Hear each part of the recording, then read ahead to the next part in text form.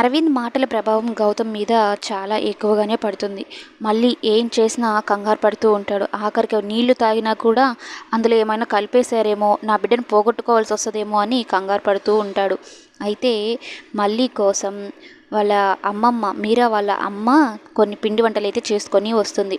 సున్నుండలు చేసుకొని వచ్చాను, బెల్లంతో చేసినవి, ఇవి నువ్వు తిన్నావంటే పుట్టబోయే బిడ్డ చాలా బొద్దుగా ముద్దుగా పుడతాడు అని చెప్తూ అందరినీ నవ్విస్తూ ఉంటే, ఈ వసుంధర మాత్రం ఆ సంతోషం అంతా ఆవిరైపోయేలాగా మాట్లాడుతుంది.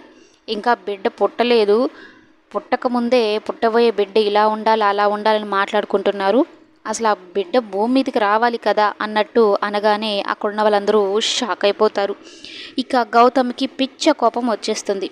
ఏదో వీళ్ళందరూ కావాలనే ప్లాన్ వేసుకొని మరీ ఇక్కడికి మమ్మల్ని రప్పించారు, నా బిడ్డని ఏదో చేసేయాలనుకుంటున్నారు అని అక్కడున్న బర్త్డేకి తెచ్చిన కేక్ని మొత్తం చల్లా చెదురు చేసేస్తాడు.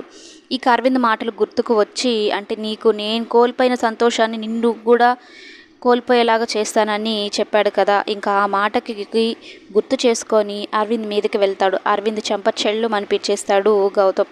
అది చూసి మాలిని షాక్ అవుతుంది.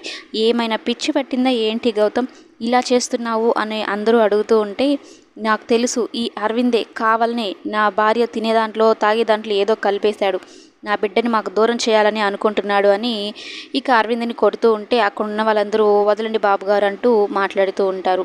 ఇక మల్లికైతే బాగా కోపం వచ్చేస్తుంది గౌతమ్ మీద.